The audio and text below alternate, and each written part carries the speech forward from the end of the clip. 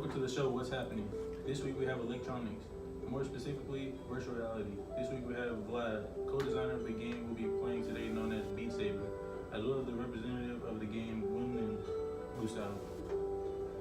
Thank you for allowing me to show off my game to you.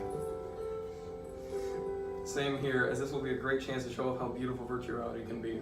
That will happen, but as representative in the guys field, I'm going to be asking you some questions about some of your thoughts and just where you think virtual reality will be going, and inform the audience about some interesting things about past virtual reality, as well as all of us playing the virtual reality setup.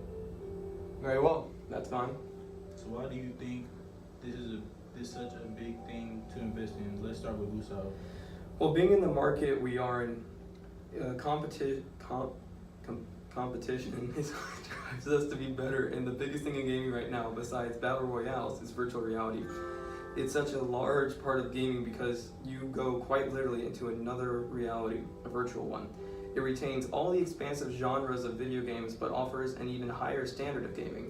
That's why we focus on creating a beautiful game with its own charm that will make the player forget that you're even in the real world. And you, Vlad?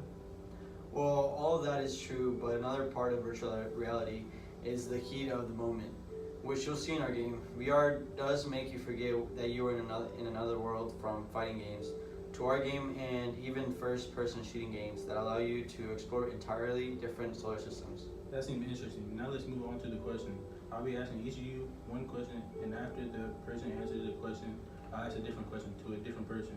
Why is VR such an important thing to get into? Well, it's not entirely important, and you can live without this stuff and nothing terrible has happened around it, but it's the sudden leaps and bounds that is upgraded is notable. I remember when I was younger and I was playing on Nintendo's Virtual Boy and Sega's VR headset, I found it so fun and even more fun to work with virtual reality. I mean, we went from crappy resolution to almost realistic settings and scenarios. Following up on Gustavo's mention, on the past, in 1958, there were attempts at virtual reality in which you looked into something and looked around to see a different reality. But they were very heavy looking. Motion tracking was made in 1960. Of course, not nearly as good as today's, but still, even as far back as 1920, which was used for flight simulation. Now, Vlad, what do you think about the future of virtual reality? Well, besides not knowing what the side effects of virtual reality have today, it's really Eastern countries like South Korea and Japan that are really making use of this by having entire events in which you have to wear a headset, as well as technology looking into walking to explore an area instead of pressing a button on a controller. Right, now let's get into the actual fun part and put on the headset. But, no, you're supposed to like go around a map and collect things, but look, no, you don't actually move around. You can use your controller to move around by pressing. If you press. Ooh. If you press. I can't see it. Let me press the button. If you press that button, Oh, that's creepy. no, but you use your thumbs. Grab it.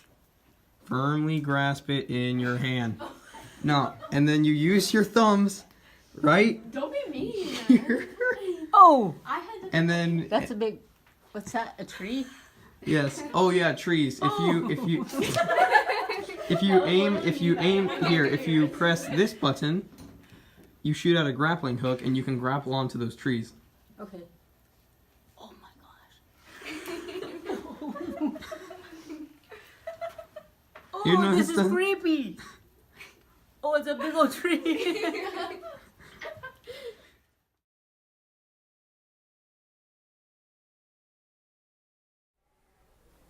So the components of virtual reality include a headset, cameras, motion controllers, and the actual console.